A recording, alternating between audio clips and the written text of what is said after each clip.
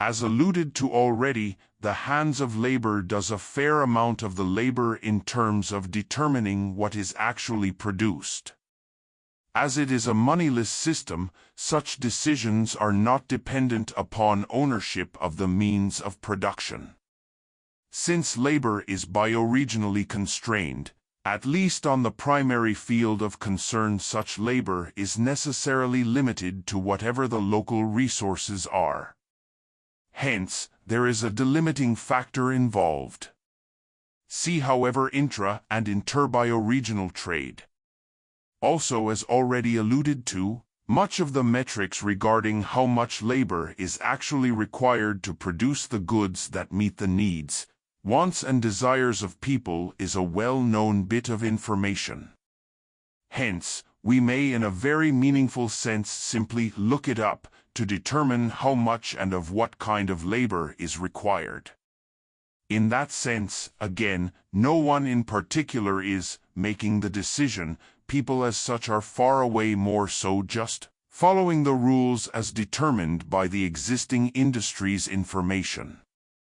Understanding that technically that information has largely been determined by the people themselves, though with significant distortions caused by the tool of money. Likewise, the bioregional constraints determine in some very meaningful sense the constraints of growth of any industry. This particular metric is one that folks are likely far more attuned to, that is, it is something that is very likely more familiar and accepted as a matter of course for people. On the one hand, we have our various scientific experts who determine the facts of the matter as best they can regarding how much of a given resource within a given bioregion can sustainably be used. This is ultimately a quantitative measurement, albeit one that has some gross rather than specific values associated with it. On the other hand, we have local democracies that determine any bioregionally relevant decisions that need to be made. The first aspect is fairly straightforward. Trust the basic scientific data rather than the ephemeral concerns of a moneyed economy. The moneyed economy has wildly different motivations that are broadly divergent from the needs, wants, and desires of the people. Once such restraints are met, however, the meaningful role of the sciences largely comes to end. In other words, once the quantitative values are known, aside from checking the data to ensure its accuracy, there is little more to be said of the matter. Insofar as they are not divergent, refer to the hands of labor and the quantitative values of supply and demand as the primary mechanisms whereby that kind of decision is made. The second aspect, democracies and political decision-making, bears further elaboration and begins to touch upon issues of scalarly different ecologies, economies, and management of systems. Joint carving, the delineation of the relevant base predicable unit as the bioregion, entails the basic structure of any decision-making process. Which is to say, that the bioregion is the proper unit of consideration when it comes to decisions regarding the utilization of the various resources within any given area. What is being alluded to here is a kind of system the author created called open-source democracy. However, that is far more about a political systemization and has its own value, limitations, concerns, etc., that are at least segregable from what is being presented here. The author strongly suggests that an open-source democracy does in fact present a fairly good, useful methodology for dealing with these kinds of issues. Folks interested can find the material on the Amateur Philosophy website and eventually the YouTube channel. Such, of course, is a fair bit of alteration of the existing systems in place, which is worth acknowledging, with the immediate question and response, how do we actualize that, and noted in the implementation section. One aspect, after all, of implementing such a change is the agreeability of the proposition, which entails some detailing and argumentation as to what that is. Within a moneyless free labor society, ownership takes on different forms.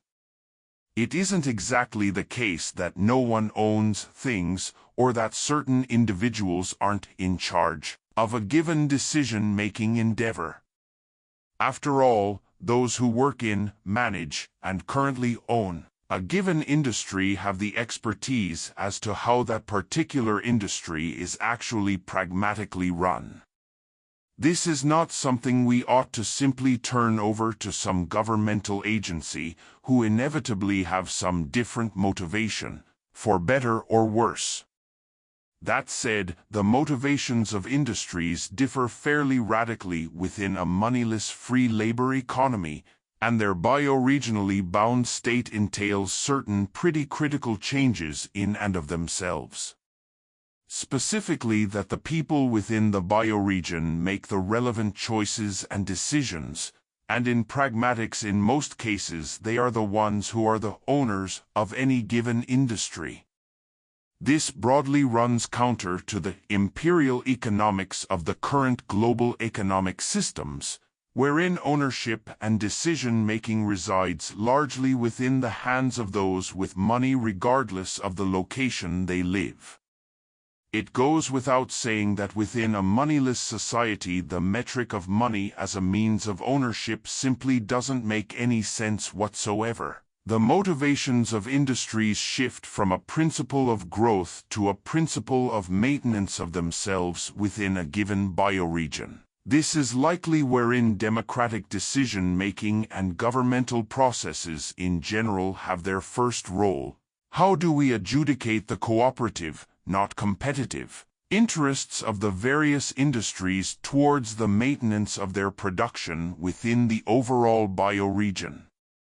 Which is to say that broadly speaking individual industries do not house the relevant information for doing such things, and their motivations as independent entities doesn't necessarily entail the capacity to actualize such things.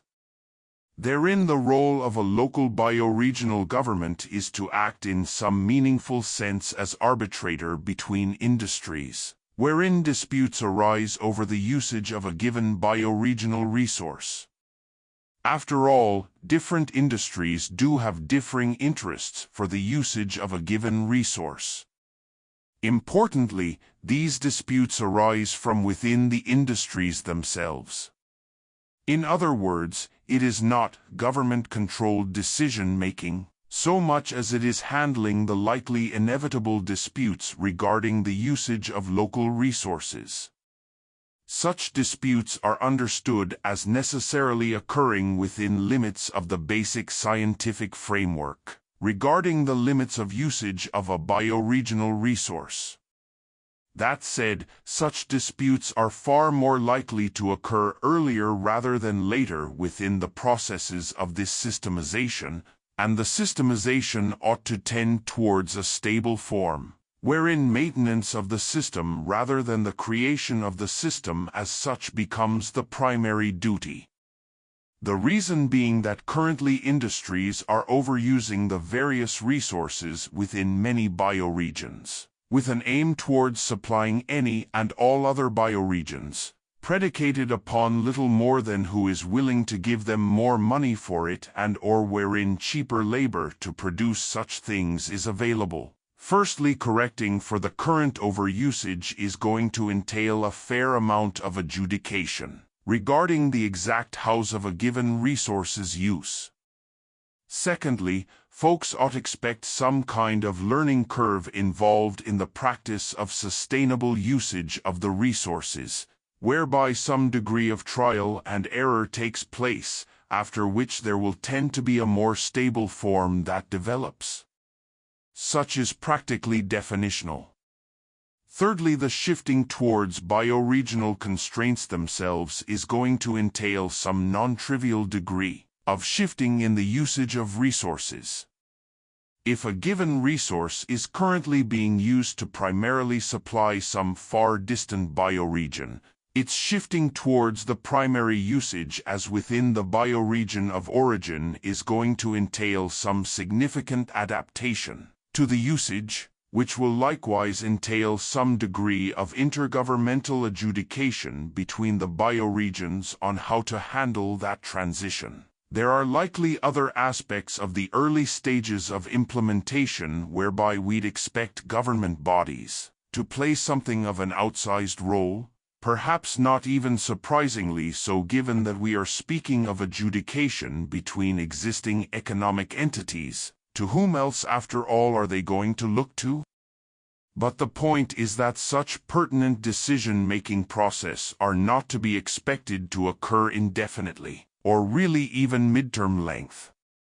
Once the systemization is fully implemented, once the transitional frameworks have been in place, such adjudicating measures are likely to fairly radically decrease as the various industries establish themselves with a sustainable routine.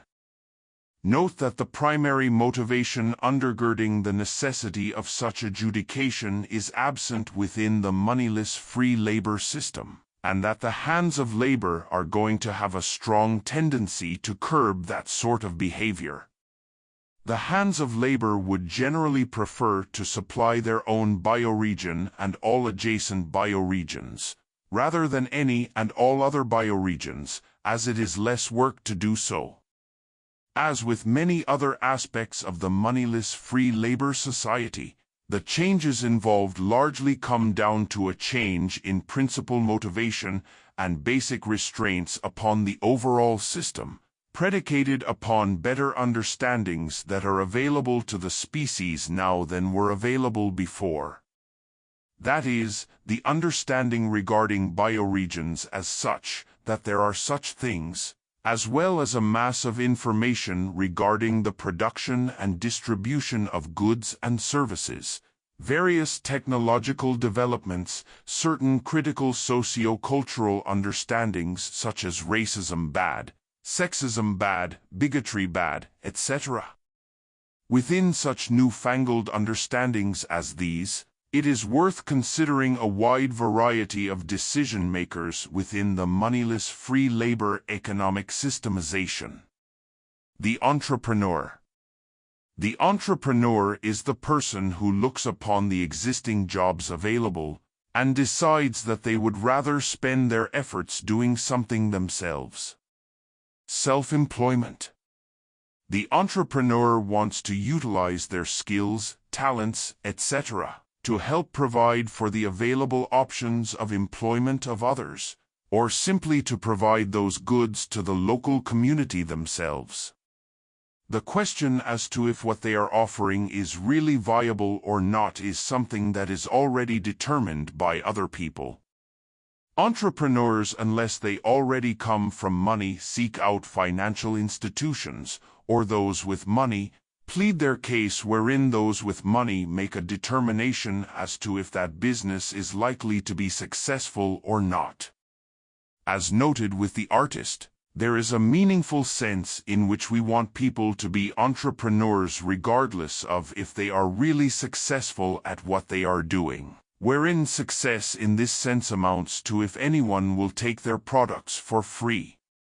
So, you know, the bar there is pretty fucking low. The entrepreneur in essence has to convince other people to do the labor, or do the labor themselves. In terms of if they have access to the resources to do so, and how do they gain access to those resources, such can be noted within an intrabioregional open gift-giving market, and secondarily to the interbioregional open gift-giving market. The open gift-giving market is detailed elsewhere in this piece. Here we may simply note that such an open gift-giving market provides details regarding what surpluses of goods are available for use within any given bioregion, as well as requests within any given bioregion for goods and services needed. Hence, the entrepreneur can utilize the open gift-giving market as a tool to determine what goods and services are available, what is needed, and do their thing. Reduction of performative entrepreneurship. Absent the motivation to work to live, more pointedly, absent an incentive of greed, entrepreneurship takes on a form that is less prone to scams, thievery, etc., on the part of the entrepreneur, and on the part of those who would abuse the entrepreneur. The entrepreneur in the Moneyless Free Labor Society, after all, is simply uninterested in the current options of labor, or interested in being creative, or interested in solving issues. We might expect such entrepreneurs to focus a fair amount on crafts and hobbies, see the hobbies subsection, which has the benefit of creating a diversity of such goods and services, unique finds for the consumers, and cultural variations in the overall form. We might also expect folks to develop efficient methods of especially intra-bioregional trade, innovative solutions that don't depend upon far-distant bioregions for goods and services, better and more responsible utilization of local bioregional resources, as in incentives to re-gear a bioregion and its adjacent bioregions towards long-term self-sufficiency, redevelopment of cottage industries, etc. In these kinds of manners, the entrepreneur makes their own decisions regarding what labor they do. The laborer, again, makes their own decisions as to what labor they are doing too, but they are generally choosing from within the existing options, whereas the entrepreneur attempts to create their own options. The reduction in performance entrepreneurship amounts to the reduction in the scamming by or of entrepreneurs, and the proper focus of entrepreneurs to within the bioregional constraints. To be a bit clearer on the latter point, the constraints themselves entail a rather massive increase in entrepreneurship opportunities and a far wider and more plentiful plethora of options to work with. To functionally work within the constraints of a bioregion's primary resources entails opportunities to innovate solutions to especially intra-bioregional problems, rather than relying on supposed best solutions already developed that utilize intra-bioregional trade as their primary resource. Again, such doesn't negate the utilization of interbioregional resources via trade, it simply constrains the use, thereby providing for entrepreneurship to take proper root within a given bioregion. Scientific determination. This aspect is fairly crucial to understand in its scope. The details are necessarily beyond the capacity of this piece, as they are bioregionally bound. The details will differ from bioregion to bioregion. The aim of the scientific determination is not, how much can we possibly extract from the local bioregion without utterly destroying it? The aim is, how can we let the bioregion maximally produce for us? That deserves some clarification. Insofar as we are speaking of life, and broadly speaking of renewable resources, we are in essence asking the question, how far can we let those other processes do the labor for us? From a labor perspective, we are not particularly interested in doing work that some life process or renewal process can do for us. If, after all, the pollinating processes that various life forms do provides all the labor we need for pollinating the various plants, why in the world would we ever want to do that labor ourselves? Or, in regards to various animal life, in particular perhaps fish and sea life, if simply letting them go about their business provides us with all the food we need, why would we ever supplant that with our own labor? Perhaps to illustrate this within the pertinence of building houses utilizing wood, if the forests regenerate themselves at a given rate on their own, Why would we ever deliberately create houses at a rate at which we have to actively work to regenerate the forests ourselves? In each of these cases there is a relevant response. If the rate at which these systems are producing is insufficient for the relevant needs. Less strongly if the rate at which these systems are producing is insufficient for the relevant wants and desires. Finally, and perhaps less strongly still, if the needs, wants or desires of some other bioregion are not being met. Among the issues as pointed out earlier within a moneyed society is that the metrics of these are detached from the realities of the processes they are utilizing. If the only answer that can be provided is, people need jobs to live, such is so dumb it really is difficult to understand why anyone would think such a thing. After all, the underlying reality is that those existing processes already provided the means to live, such things as food, shelter, beautiful places to visit, various resources, etc. The detachment from the reality within moneyed societies again entails such absurd aspects as deliberately building things such that they don't last in order that we can build more things and hence sell more things. Creating useless junk to sell, scamming, thieving, cheating, lying, exploiting people and our resources, creating performative labor, and so on. Each of the plausible responses deserves a bit of consideration as to what that actually entails. If the needs of the local bioregional peoples are not being met by the existing processes.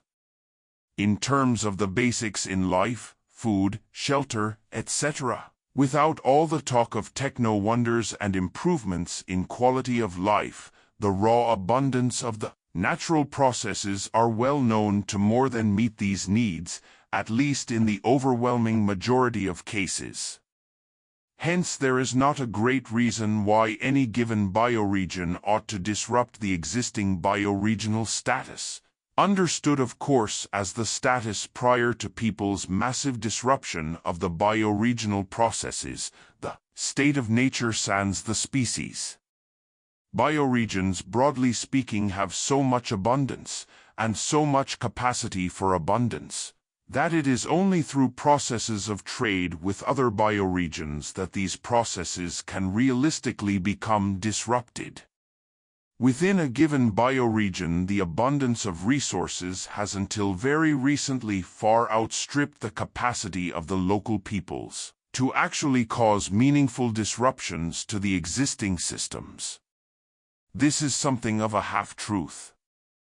People creating farmlands over generations has for a long time significantly altered the existing systems, but nothing really on the order of magnitude and rapidity that the species has been capable of via the industrial age. The relevant point therein to really grasp at, though, is that through these industrial processes whereby the species' capacity to utilize the resources has radically increased, what folks create is far more than anyone within a given bioregion can really utilize. Folks trade those goods, rather than use them locally. Among the main issues therein being that the appetites of peoples who are detached from a given bioregion cannot be sustainably satiated within any given bioregion. If people all like the food dates, after all, then the growing of dates to feed everyone in the world is simply too much for the bioregions that can grow dates. Fundamentally, this is the issue with global trade.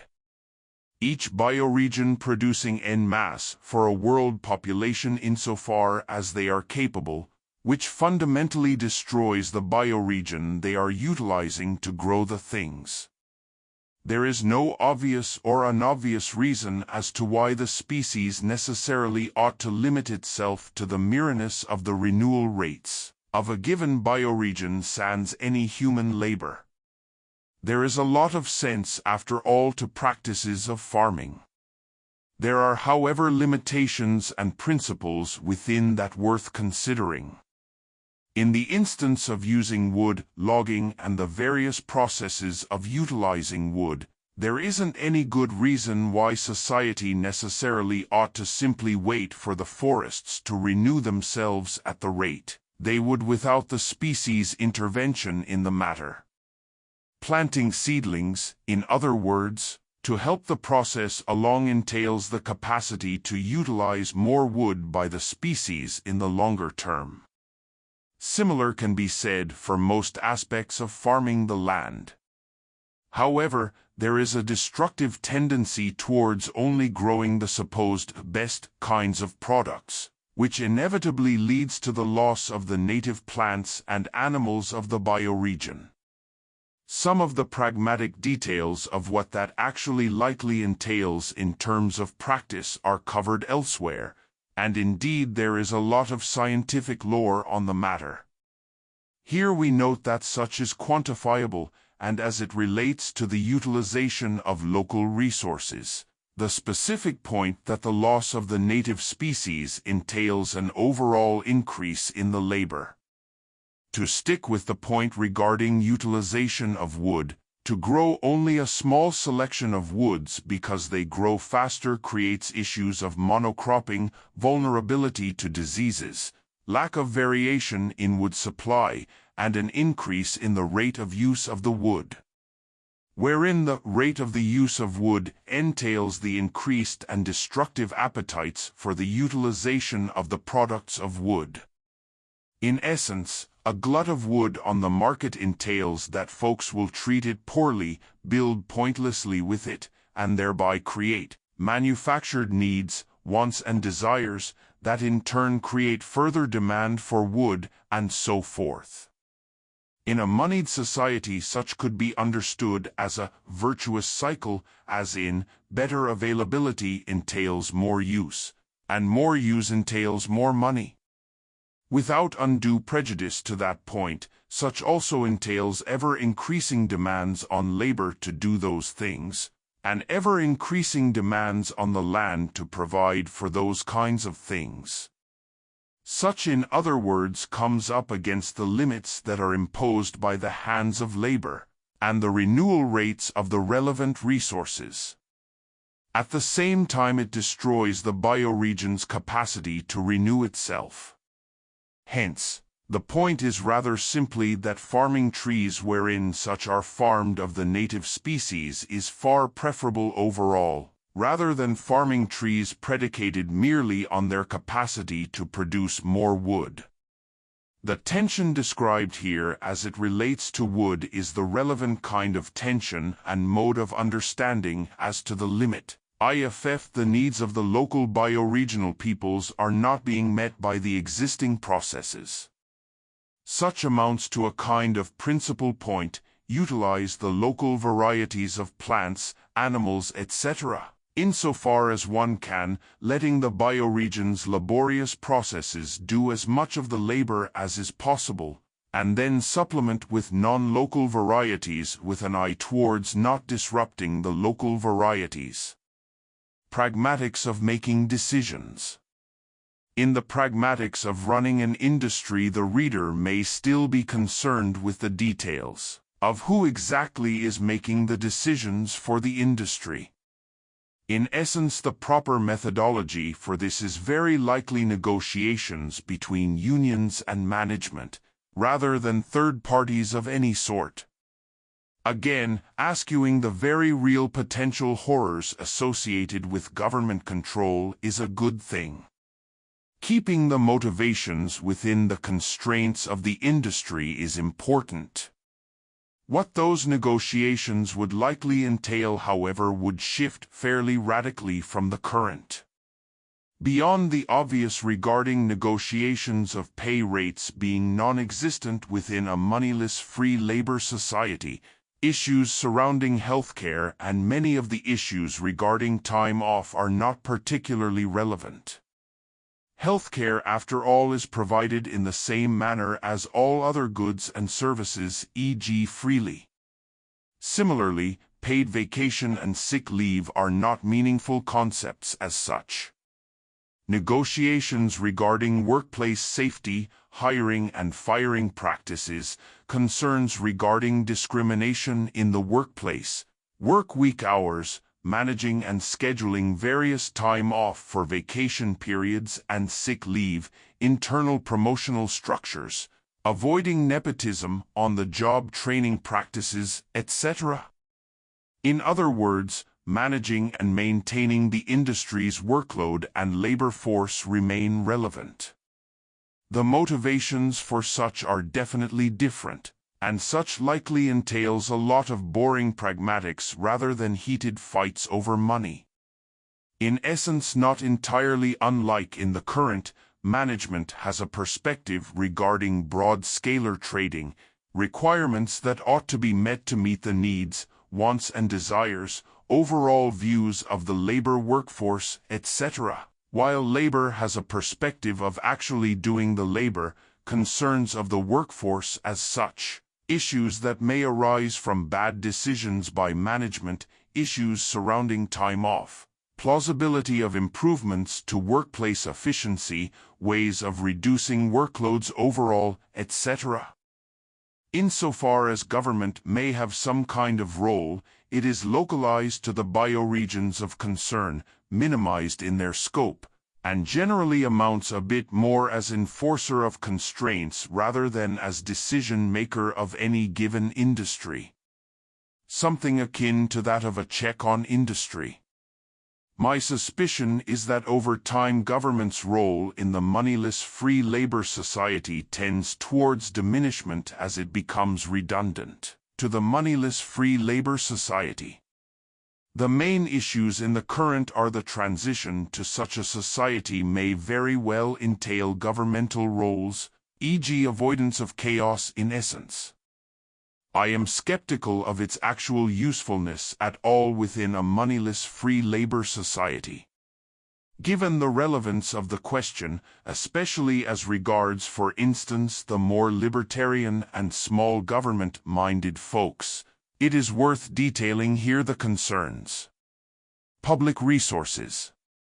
As noted, providing that industries are run by responsible people wherein greed isn't a motivating factor, and the constraints regarding bioregional objectives and overall renewal rates are understood, there is plausibly little actual need for anything like governmental oversight. Among the key elements therein is the active role of the hands of labor. Without the metrics of money as a motivation to force labor to work, there will be a tendency towards preferring to stay within those bounds, and there isn't any particular reason why management would want to push at those boundaries either. There may be disagreements regarding certain specific details, perhaps most notably regarding how great an area a particular industry ought to serve, if and when to meet a requested need, want or desire expressed via the open gift-giving market, and issues regarding supply lines, but the general position is that the industries by and large are more capable of determining those kinds of things, and that absent the money motive, much and perhaps all of the bad incentives of industries go away. Regarding communal spaces and communal activities, currently often called public goods.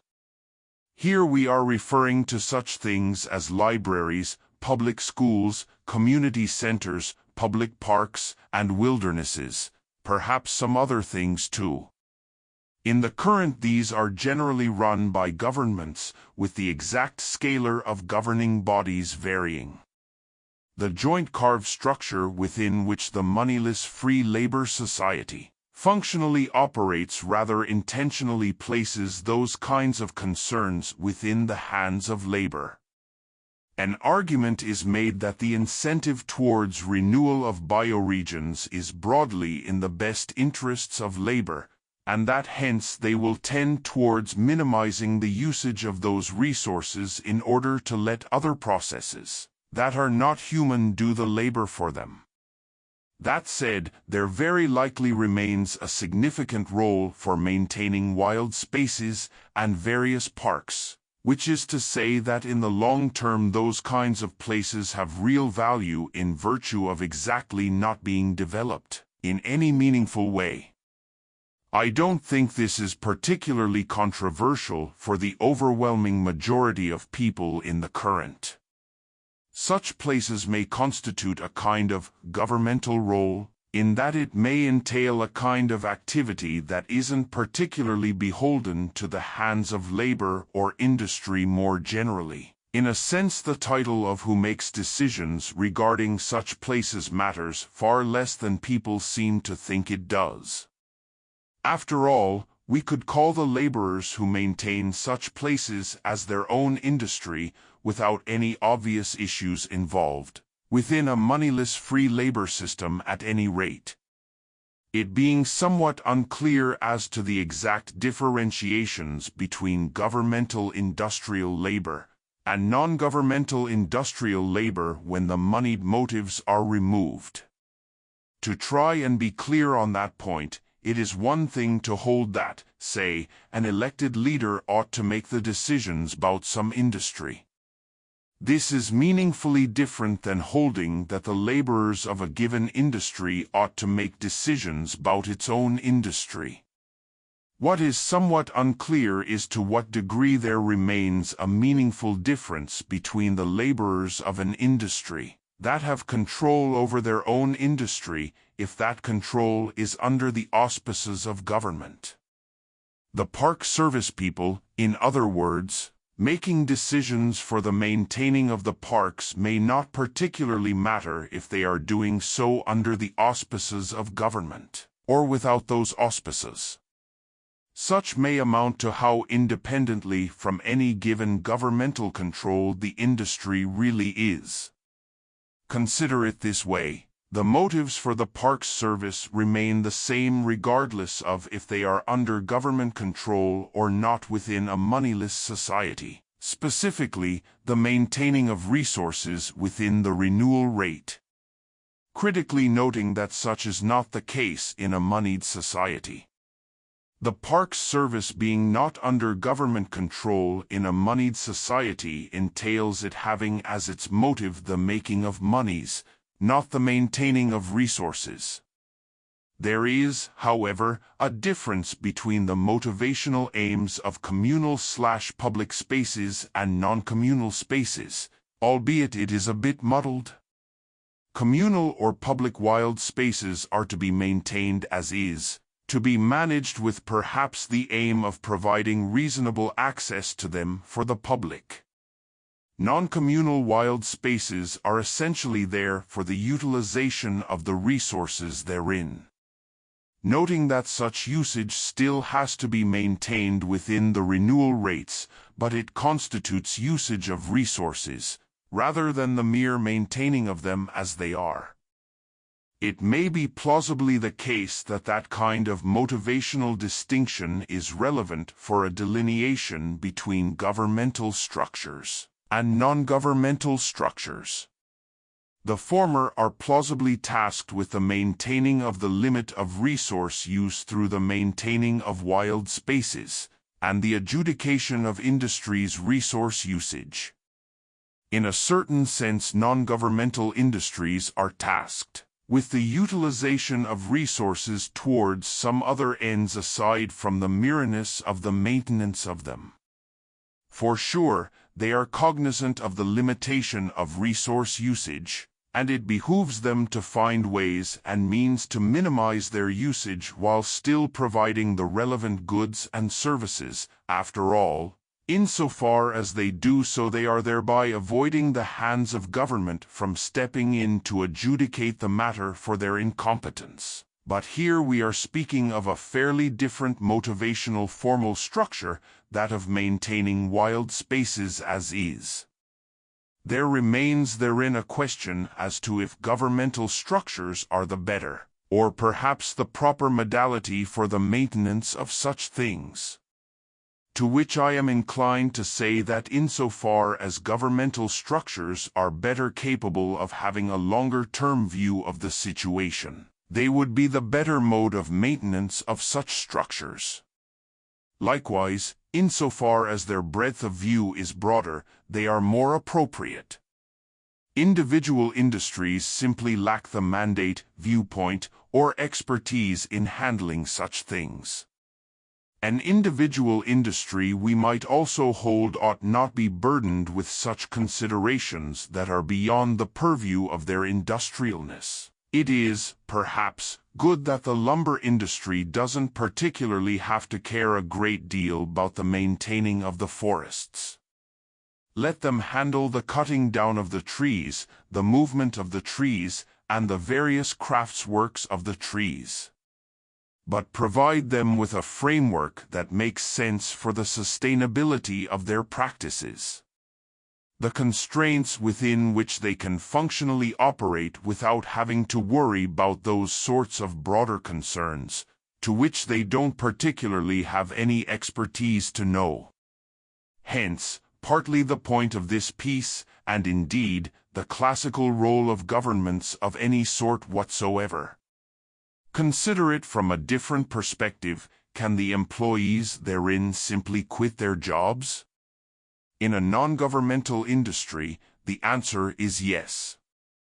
At any point in time, there is no particular pressure being put upon a given industry such that it has to maintain even itself.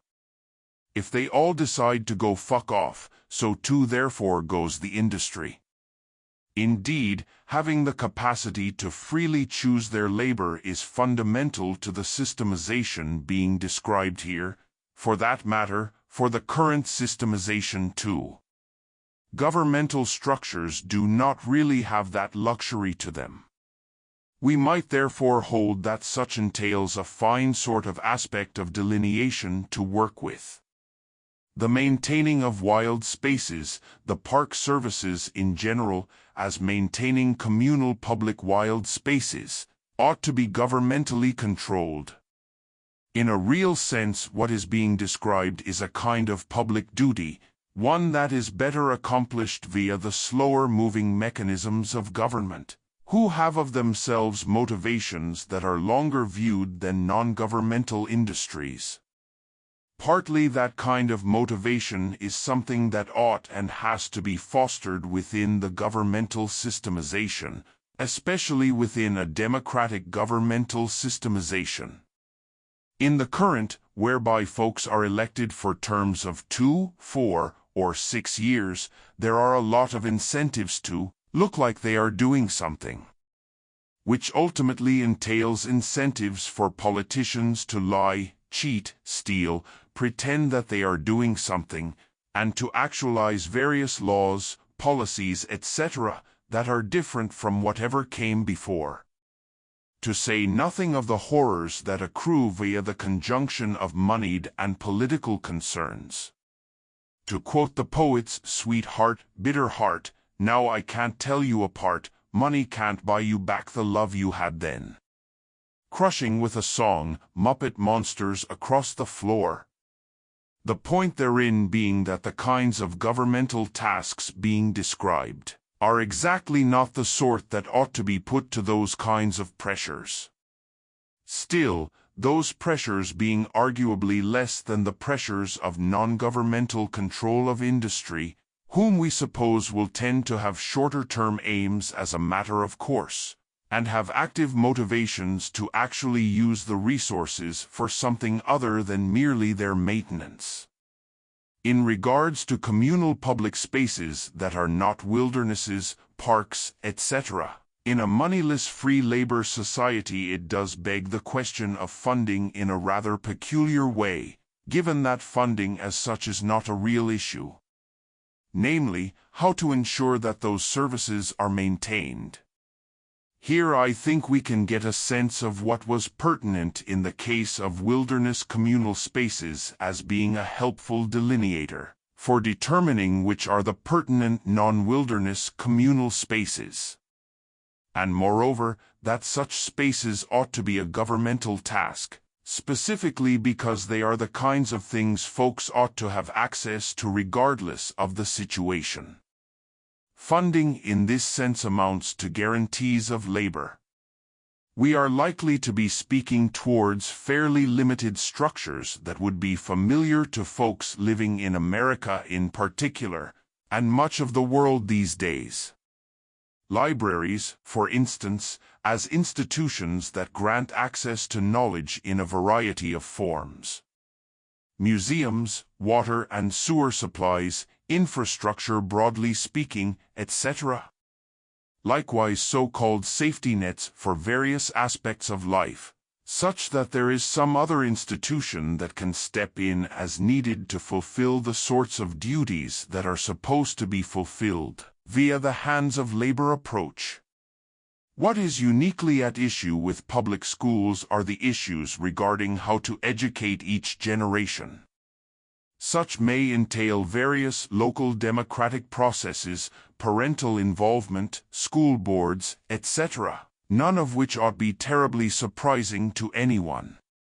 We might sum up these kinds of things as follows. Government decision-making processes for safety net structures that ensure the maintenance of the usage of resources to within their renewal rates, and the providing of goods and services wheresoever there is a market failure in the open gift-giving market.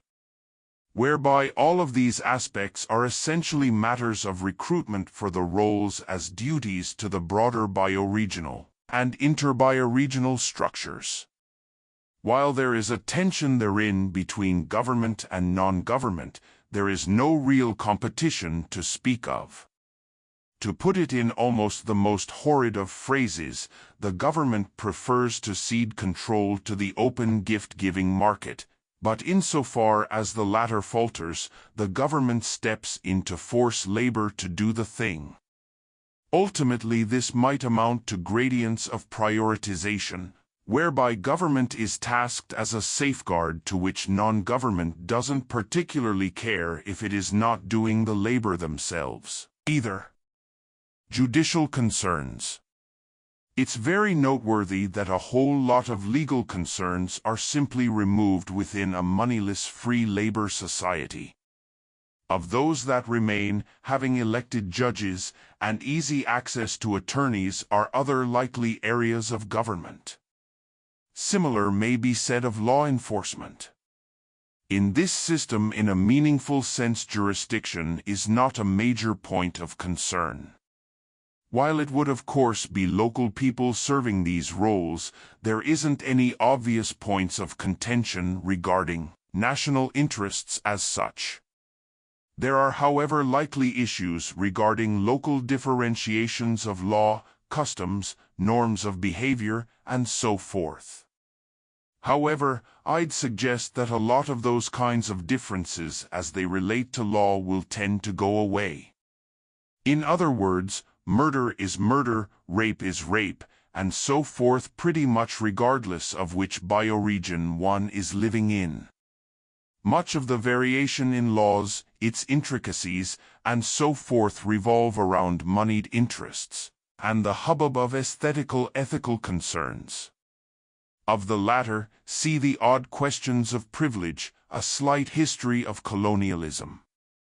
Of the former, absent the monies, there's no interest in the laws thereof. See also The Rape of the Swan as it relates specifically to legal and cultural concerns regarding sexuality, mating habits and rituals, etc. This isn't to suggest that it may not matter at all regarding jurisdiction.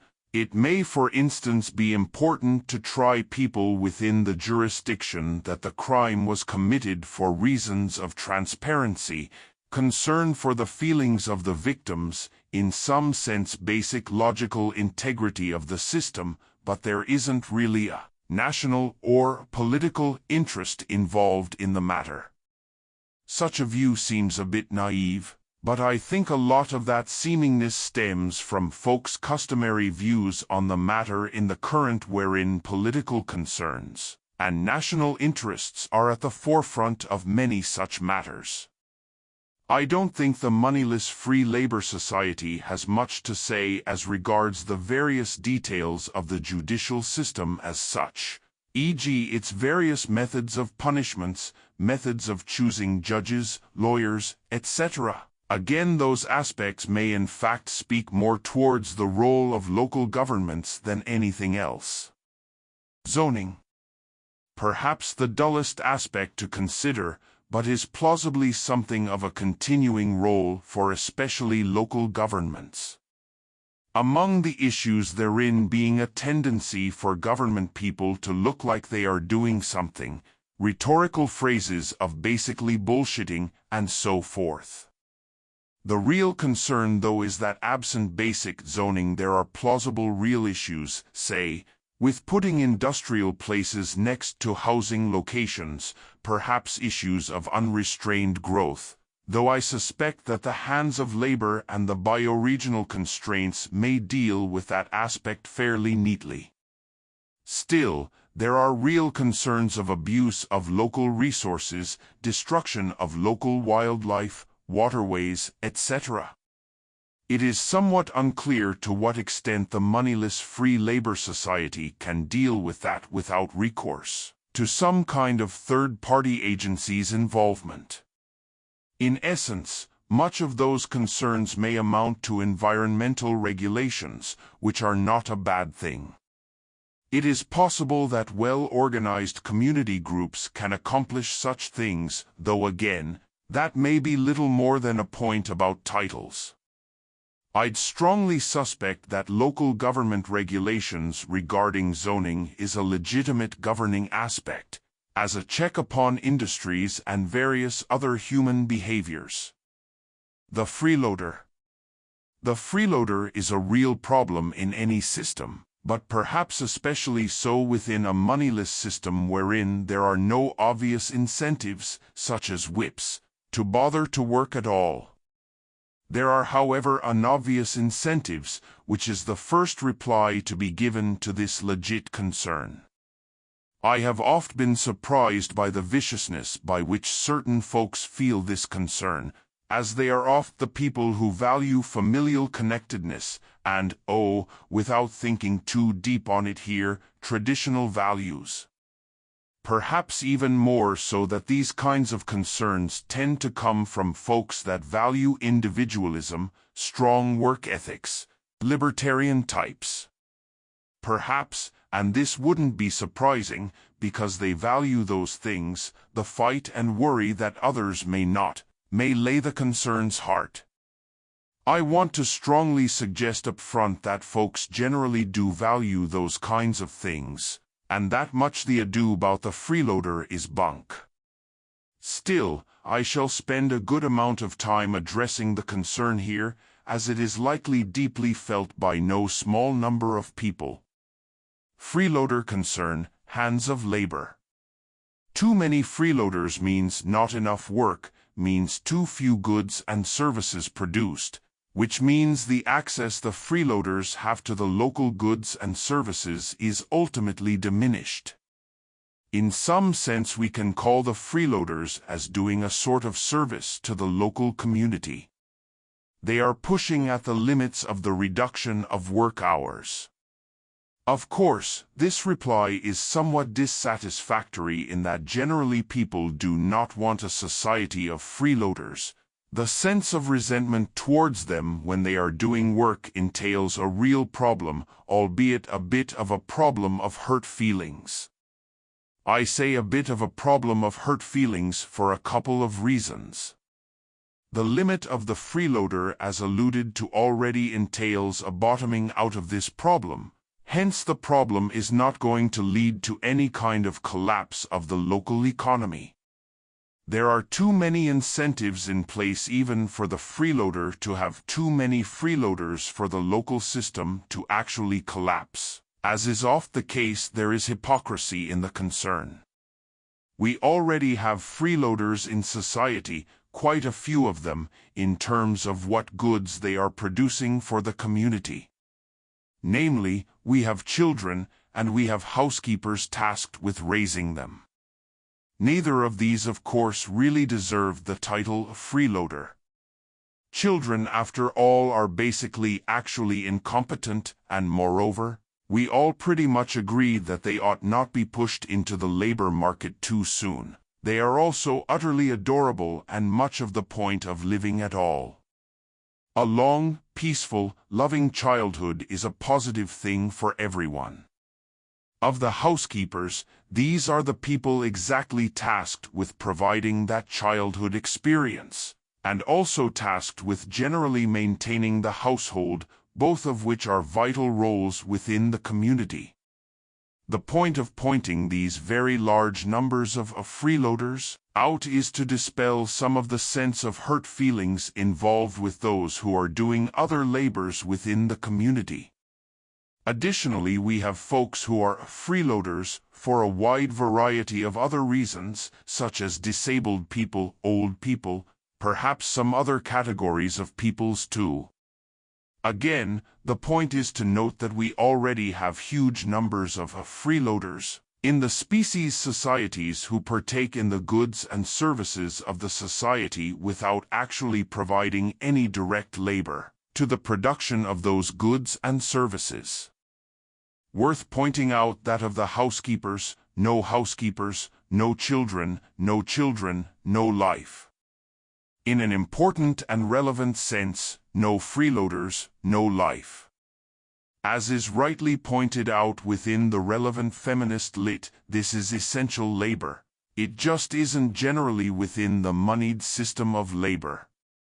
We'd do well pointing out, and the gentler readers listening to the reality of that made clear via the pandemic. The focus upon the home, the labors therein, how laborious they really are, and the kinds of value that we actually attach to that labor were all made very clear via the pandemic. This piece differs from the relevant feminist lit on the subject merely in holding that the labors ought not be included in the moneyed system, but rather that the moneyed system itself is the problem. In essence, much like the housekeeper isn't paid for their labor, no one ought be paid for their labor. And also like the housekeeper who any sane person would hold ought to nonetheless have equal access to the goods and services the society has to offer, so too ought all other laborers have equal access to the goods and services the society has to offer. It being unconscionable that folks who do such labor are actually lacking in capacity to partake in the goods and services the society has to offer. Hence, after all, the Moneyless Free Labor Society. There is much ado over nothing made of differing degrees of work. What work is worth more, who worked harder, who worked more hours, etc. Such is a kind of hurt-feeling mentality wherein each person attempts to outdo the other in terms of feeling more or less deserving of sympathy, charity, empathy, etc. And likewise in terms of feeling particularly proud of themselves and their accomplishments. As noted elsewhere, providing gold stars for such things is about as effective. Childish rewards for childish concerns. Freeloader concern, primary education. Beyond the hands of labor, there are basic work ethics worth considering as methodologies to avoid the freeloader mentality. This realistically amounts to teaching children that they are going to be required to work and ethically ought to work such and such a number of hours per week for thus and such number of years of their lives. Be upfront and honest with them. Teach the mechanics involved to them. Shit isn't really that complicated, y'all. Inform them of the basic freeloader problem, etc. It's called primary education. Folks may detail that to their heart's content, but the theory itself is clearly sound. After all, we teach our kids so much BS as it is and folks believe and follow it. It isn't really that difficult to accept that education on the point really does matter. Freeloader concern, basic advertisement. No real need here for, let's say propaganda. Such goes way over the top. But advertisements for work, what jobs there are available, support systems to help people find work they want, etc. These really do go a long way towards enabling and reaffirming within people the basic work ethic involved. Providing them with services to match their interests to available jobs likewise goes a very long way towards dealing with this issue. After all, if a person has a passion or interest in doing something, having someone guide them to that thing they want to do enables the person to do the thing. Freeloader concern, enforcement. It's possible that enforcement may be a real thing. To this end, something like the current tax system is useful, not of course as a means of actually taxing people. Of what money would they tax after all, but rather because the system already keeps track of who is working, what they are working on, etc. Random audits, again, not regarding cheating in taxes but in terms of cheating on labor, e.g., are you really working at what you say you're working at, very likely handles the enforcement issue rather well. Note therein it may be worthwhile to keep basic records regarding type and amount of goods/services produced and how much of those goods or services have been utilized, not sold, but in effect, given away, as a methodology for keeping track of the overall production. Such likely ought not really be utilized as a methodology for determination as to successful or failed labor practices as such, that is, as a methodology for determining if the person is really doing labor or not. Again, failed efforts are just a thing. Repeated failures are a thing. We value the trying in some sense more than the success or failure per se. Success comes along, enough people will automatically be successful enough in order to meet the needs, wants and desires of the local economy simply by virtue of the trying. Again, in a very meaningful sense such as already the system in place, this just sans money, and hence with different motivations to it, and thus different and arguably better outcomes overall. What to do with freeloaders? Setting aside the categories of freeloader noted earlier, we are speaking of people who simply refuse to work at anything whatsoever. Insofar as the hands of labor deal with the issue, enforcement needn't really take place. Enforcement, in other words, may amount to a kind of government tyranny. However, it is certainly possible that freeloading may get to a point wherein local economies are actually suffering from a freeloader problem. There are methodologies within the current that are worth noting. Freeloader concern, familial enforcement. There is a real sense of just social pressure involved.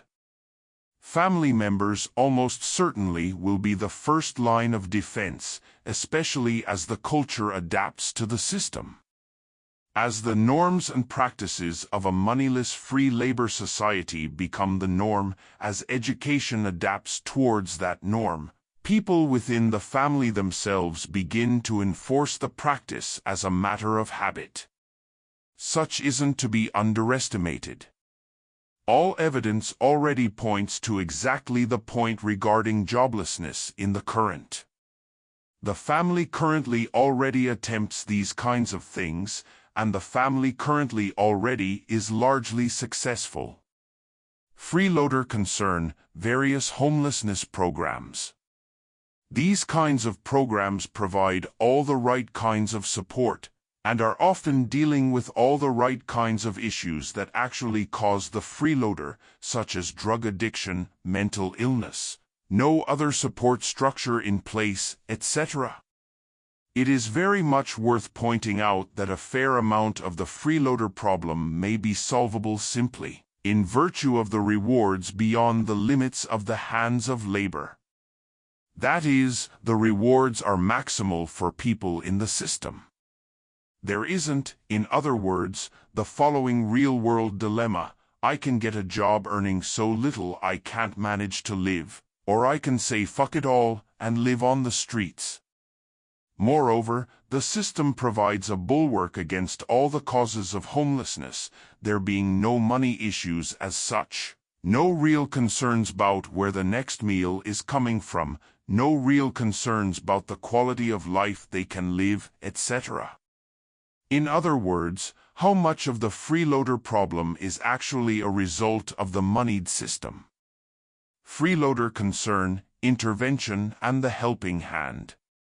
There may nonetheless be instances wherein all the preceding is insufficient to deal with a freeloader problem, in which case there may be value in some form of community intervention. As in, some persons tasked with the job of intervening from a local government agency to shepherd people along to doing some kind of relevant labor or another. It is unclear to what degree, if at all, such may be actually required of the government. As it is, others, especially faith-based and medical-based solutions to the problem already present themselves as preferable options.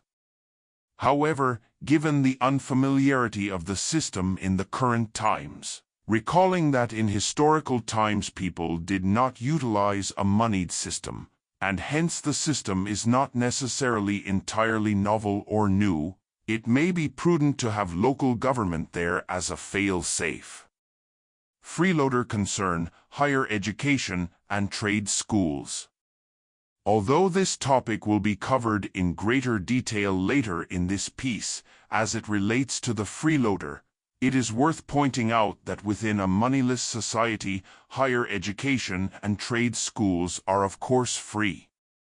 These present folks with a pathway to learn the skills and such necessary to do the kinds of labor they are interested in doing.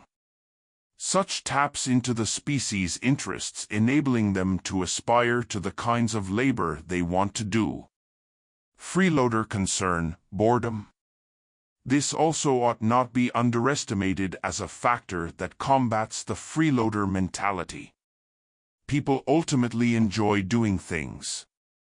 For sure, some amount of those things they enjoy doing are far more a matter of labors that are not essential, let's say, or that don't necessarily directly contribute to the community as such, or things that don't directly relate to the production of classic material goods.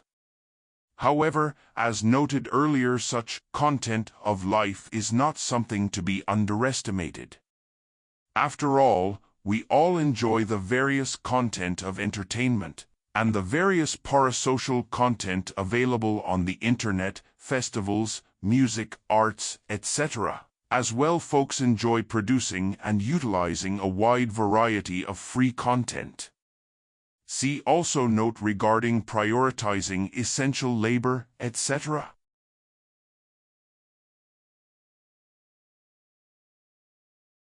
Howsoever it is that job losses occur, they will occur within a moneyless free labor system.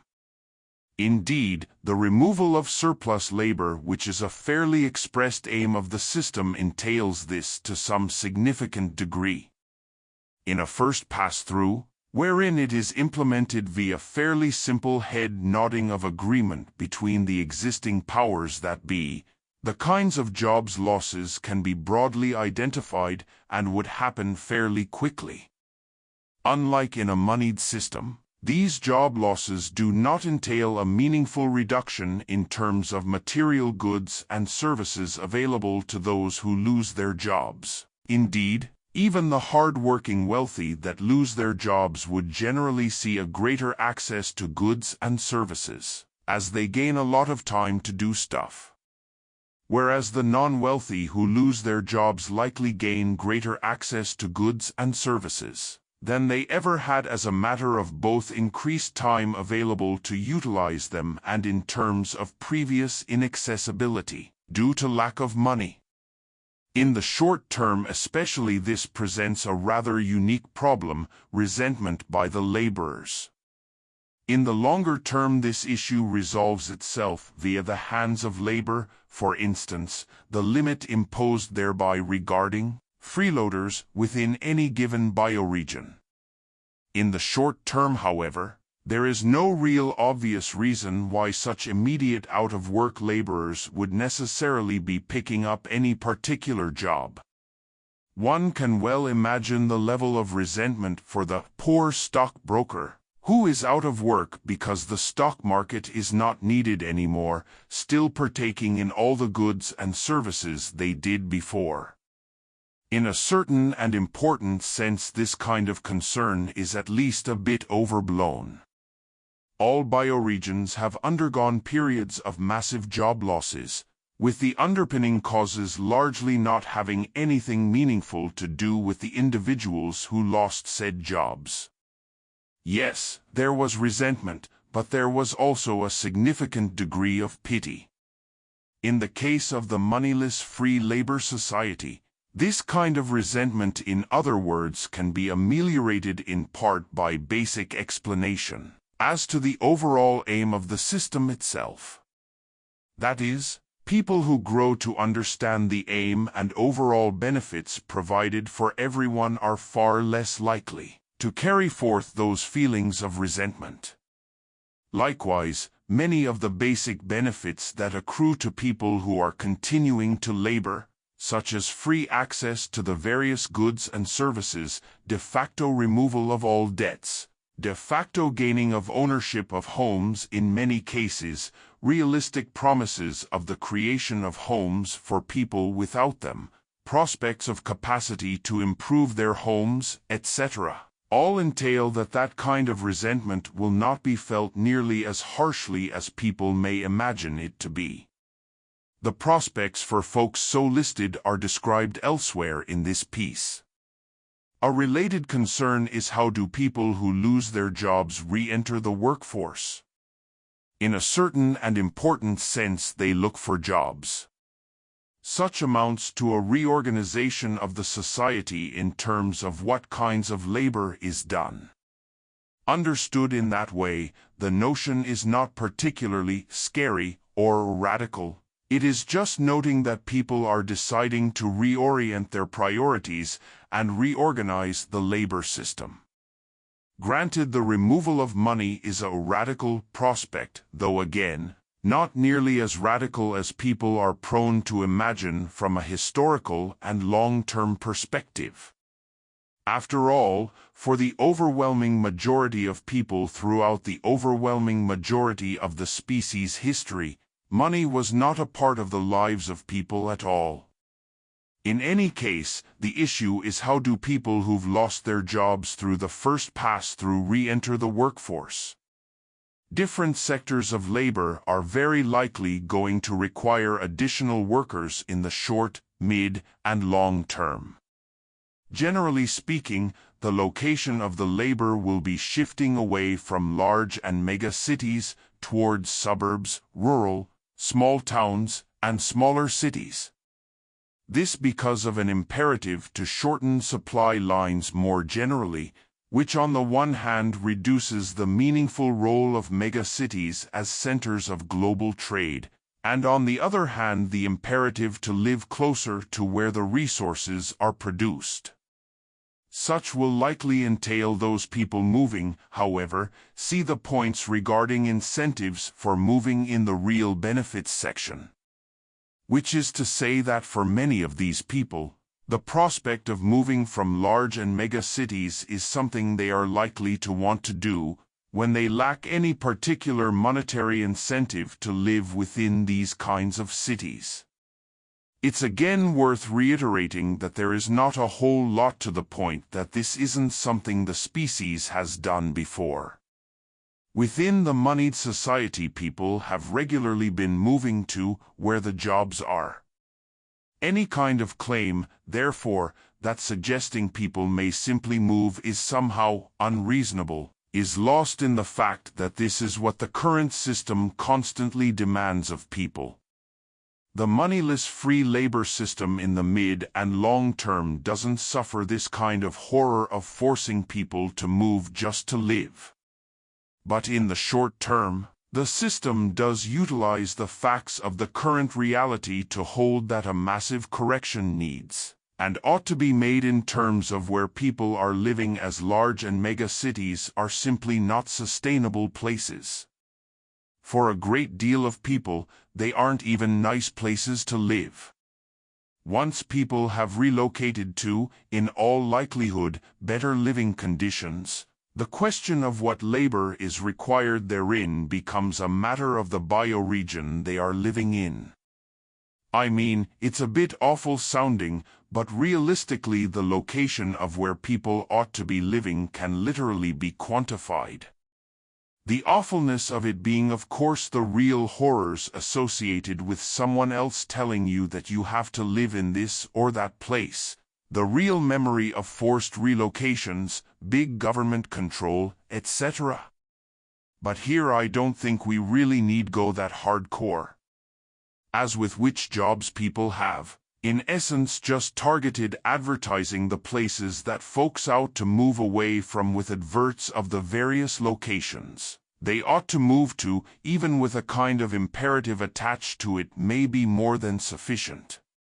That is something like, this bioregion needs you, or, help the country, the planet, your people, all people, move to this bioregion, and listing the various benefits associated with living there, free land for homes to be built, small town living, access to the wilder spaces, and so forth.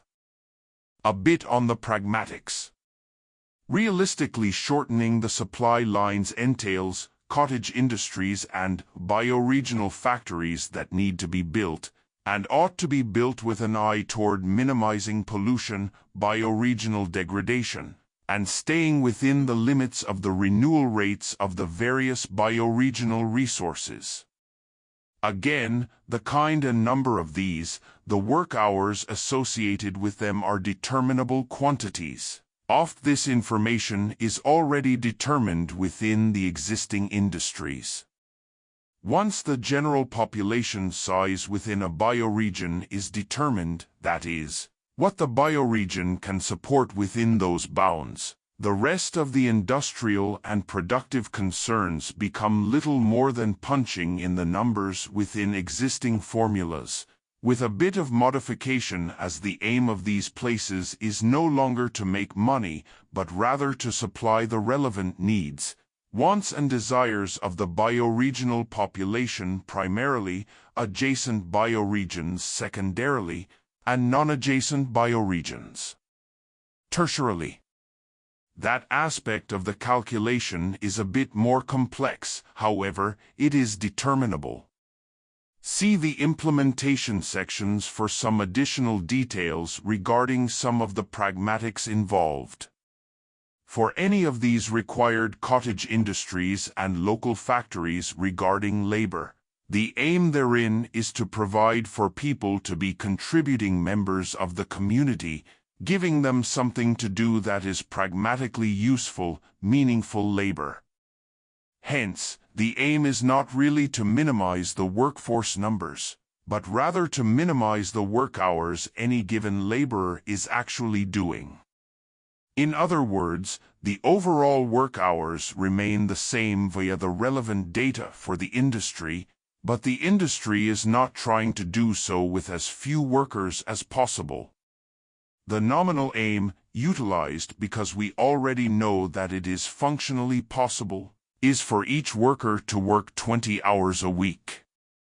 On average, within a society wherein both men and women work, and most people couple up, this amounts to 40 hours of work per household. If the bioregion can support more people than there is labor available, that surplus labor as a rule is granted back to the labor force by reduction in overall work hours any given laborer is required to do. The notion therein being that labor so gifted of their time will tend to do other important aspects of the society, such as raising kids, educating kids, making social relationships, doing hobbies which are then adding to the goods and services available to the society as a whole, holding festivals, celebrations, doing their religious practices, and enjoying life. Such bits of pragmatics constitute a fair and reasonable answer to the question in this short section: how to handle initial job losses.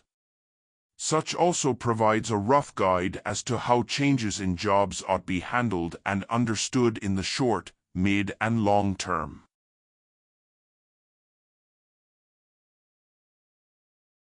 Intra-bioregional travel. In terms of freedoms of movement within a given bioregion, there are no obvious or unobvious reasons to delimit this kind of movement. There is a fairly big technical, however, the costs associated with such movements' impact on the relevant rates of renewal. I say this is broadly a technical problem, as it seems plausible that there are short, mid, and long-term solutions available, many of which are going to sound pretty familiar. Some of those, however, having differing degrees of concern within a moneyless free labor society. Fossil fuels and all the implications thereof. Again, even in the most conservative, climate-denying, frankly fairly delusional of positions, fossil fuel renewal rate is slow. Having our primary modality of transportation being dependent upon them is folly in the short, mid, or long term. Some degree of this is mitigated through the shortening of supply lines, removal of surplus labor, shorter commute times via more local work, utilization of the internets for virtual commuting, and other aspects of the moneyless free labor society. Which is to say, that in the short term that frees up the potential to utilize fossil fuels for other sorts of things, specifically travel. In the mid and long term, moving the methodologies of basic travel to other faster renewing resources is a necessity and a general good, as in, it enables the longer-term thriving of the species as a whole. It's almost boring but relevant, providing for high-quality intra- and interbioregional mass transport does a lot to aid in the quality of lives of people in general. This doesn't necessarily entail the removal of personal means of transport. Far more, it entails minimizing the required use of such things. Doing so enables the longer-term non-necessary usage of personal means of transport, that is, travels for want and desire, rather than traveling for need. Ultimately, after all, that is what people in general want. Doing so has a wide variety of extra benefits associated with it, aside from all the avoiding catastrophe stuff. In terms of personal interests, such entails a longer use out of a given vehicle, fewer miles put on them, less maintenance needed, and so forth. Such is all applicable most simply for intra-bioregional travel. Interbioregional travel. In terms of movement between bioregions, interbioregional travel is a somewhat more complex affair. Among the chief concerns therein is actual damage that accrues to the destinations traveled to.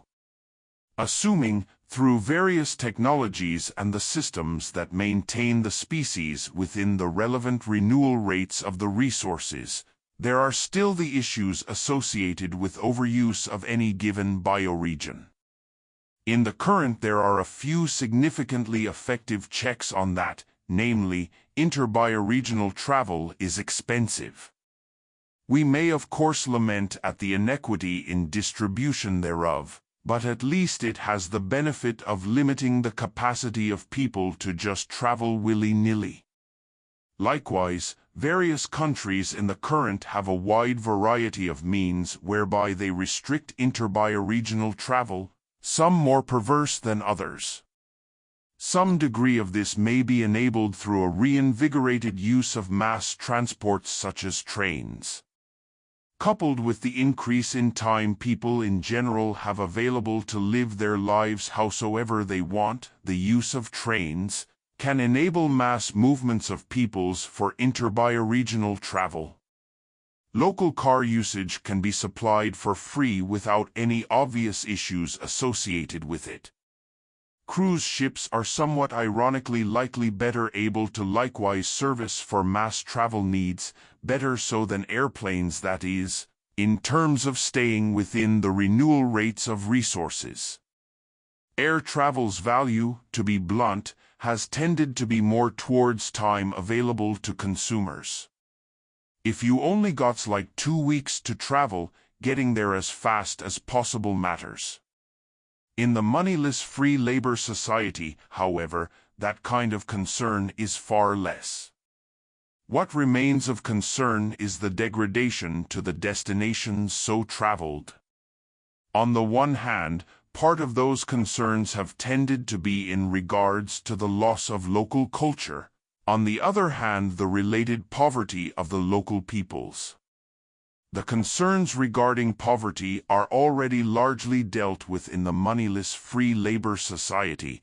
The local peoples have the time and access to local goods and services, etc. There is not, in other words, any issues with, for instance, do the tourism dollars go to the local populace, improve their lives, etc. Travel to the locale from outsiders is a blessing for the locales simply in virtue of the differences they bring to the place, the capacity to host visitors, the novelty they bring, and the ability to show themselves off. The motives are, frankly, entirely different than in the current, as to why anyone would interact, or go to, or what to expect within a travel to a different locale. Moreover, the notion is rather bluntly that each bioregion is in fact a moneyless free labor society, so there isn't exactly a shortage of goods and services available for folks within either or any bioregion thereof. In terms of degradation of culture, the notion here is that what degrades culture is not travelers as such, but rather the commodification of cultures. The packaging and selling of the cultural products to others as a means of making money entails the destruction of a cultural practice.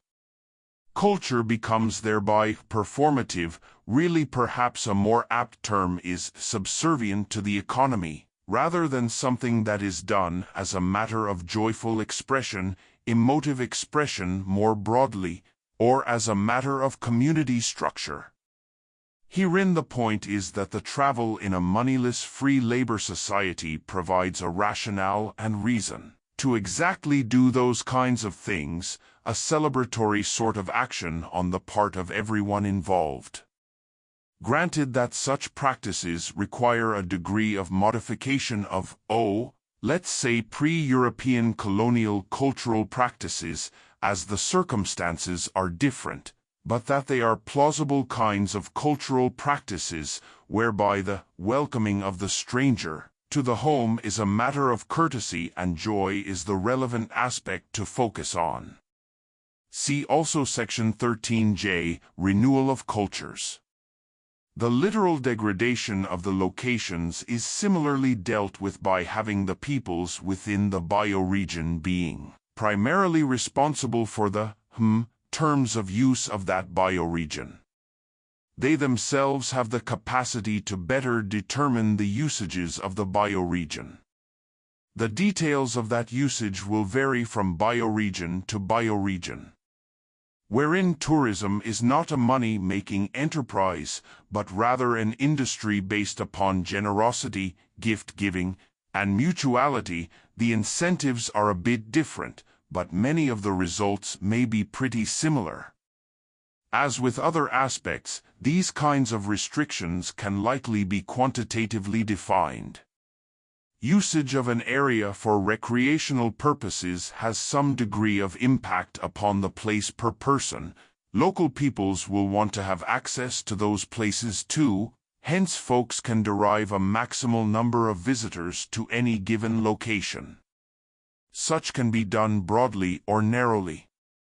This bioregion as a whole can sustain such and such number of visitors in a given season or year, whereas some specific place within the bioregion may be more restricted in terms of access, etc. For those looking to travel, wherein bluntly the whole world is fairly accessible to them. There are plenty of choices available to them. We still might expect that something like scheduling, wait times, etc. would occur, but then, that is already the case, only more restrictive in the current times. Interbioregional travel via trains and cruise ships have a variety of added boons associated with them, e.g. people are not spending huge amounts of time in any given location, hence the impact upon any given bioregion as such is reduced. Whereas something like air travel, people tend to spend lots of time in specific locations, concentrating the impact upon any given location. In terms of consuming goods and services within a bioregion other than the one people are living in, that is, consuming them while they are visiting those bioregions, as opposed to exporting those goods and services as such, there remains no obvious or unobvious reason as to why such consumption of goods and services wouldn't be free. The restrictive limits predicated upon bioregional sustainability and degradation of a bioregion remain sufficient. In terms of restrictions of freedom of consumptions of resources therein, such is simply calculated within the total and can be done so fairly quantitatively. We may wonder if the local population wants to provide those kinds of things. Perhaps they have something better to do with their time, labor, and resources. However, given the amount of surplus labor in the current system, and given the moneyless free labor society model, and the species' general capacity to mass-produce goods and services, peoples in any given bioregion are very likely to have a lot of free time on their hands, massive capacity to supply visiting peoples with various goods and services, and a desire to give away their various trinkets and such they produce as hobbies. Most people, after all, are actually interested in visiting other people and places, enjoy meeting new people, and enjoy such wonderful things as festivals, celebrations, local shows, etc. What else they gonna do with all the free time? Debate.